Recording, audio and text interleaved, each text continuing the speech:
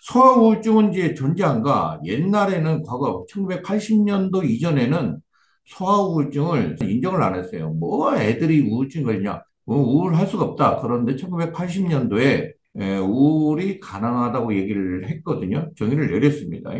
그러니까 한 살 아기도 걸릴 수 있다는 거예요. 그 걸리는 이유가 뭐냐면 감염성 우울증이라고 그래요. 노인들도 감염성 우울증이 있거든요.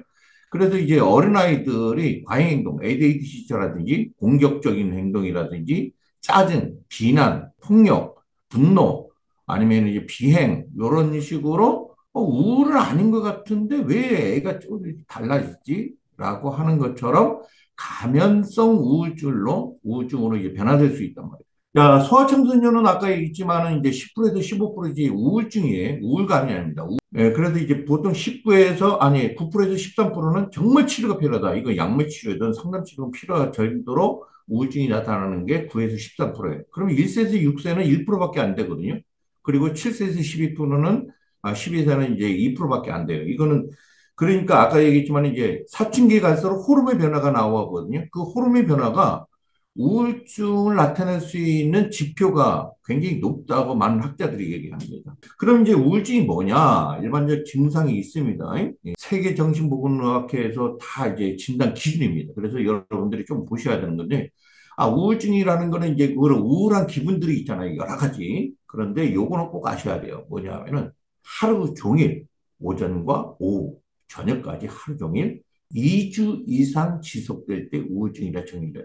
애가 지금 감정 기복인지 사춘기인지 우울증인지 볼 때는 우울한 기분이라든지 이런 공허함이라든지 눈물만이라든지 이런 여러 가지 그런 반응들이 하루 종일 일어나야 되고 매일 일어나야 되고 그런 것이 2주 이상 지속될 때 저희들은 이제 그걸 우울증이라고 진단합니다. 그래서 여러분의 자녀들을 잘 관찰해 보세요. 매일 일어나는지 아니면 그냥 단순히 감정 기복으로 그냥 왔다 갔다 하는 건지 그거를 보시면 좀 좋습니다. 성인들은 우울증이 걸리면은 보통 80% 이상은 체중이 감소됩니다.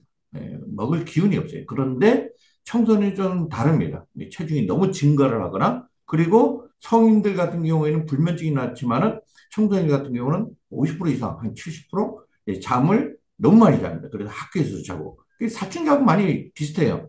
피로 에너지 뭐 이런 식으로 여러 가지 이제 죽음에 대한 자살 이거는 이제 일반적으로 다 우울증 걸린 사람들이 다 나타나는 것이거든요. 그러니까 그러면 이제 우리가 이제 봐야 될 게 이제 청소년기. 청소년기는 어떤 식으로 우울증이 나타나냐? 묵회감증. 사춘기하고 거의 100% 비슷합니다. 묵회감증이라는 게 뭐냐면 지루해요. 귀찮아요. 의욕이 없어요. 재미가 없어요. 거의 50%가 피곤해요. 그래서 잠을 자거나 하기 싫어하거나 욕이 나오거든요. 그래서 청소년기에는 나타나는 우울증의 특징이 무쾌감증, 지루하고 귀찮고 의욕이 없고 재미가 없고 피곤하고 그리고 희망이 없어져요. 자존감이 낮아서 비교식 되게 강하거든요. 그 갑자기 우울증이 갑자기 나타나지 않아요. 서서히 나타나는데 어느 정도 나타나면 초기, 중기, 말기가 있거든요. 경증이 있는데 경증에는 이제 고치기 쉬워요. 어느 정도 이제 약물 치료와 심리 치료 받으면 많이 쓰는데 이제 말기에 들어가서 중증으로 갔을 때는 정말 이런 것들이 부모도 감당할 수 없을 정도로 힘들어지거든요. 기분 변동이 너무 심합니다. 저희 상담실 때 온 유학생 중에 한 명이 들어와서 상담 받을 때의 그 기분 감정하고 바로 상담 나가서 부모님하고 대화할 때의 감정하고는 너무 180도가 달라고 해요. 여기서는 상담사에 다 응답을 해요. 그런데 나가서는 부모하고 바로 싸워버립니다. 그러니까 감정 변덕이 심하고 기분 변덕이 심하다는 거. 자, 그 다음에 이제 두 번째가 크게 이제 학교 성적이 저하가 됩니다. 왜 그러냐면 우울증 걸리면은 자동적 사고라는 게 있어요. 내가 생각하고 싶지 않아도 계속 생각이 나요. 부정적 생각이든 뭐 우울한 생각이든 뭐 죽고 싶은 생각이든 그러다 보니까 공부에 집중이 안 돼요. 이게 집중력이 약해지거든요.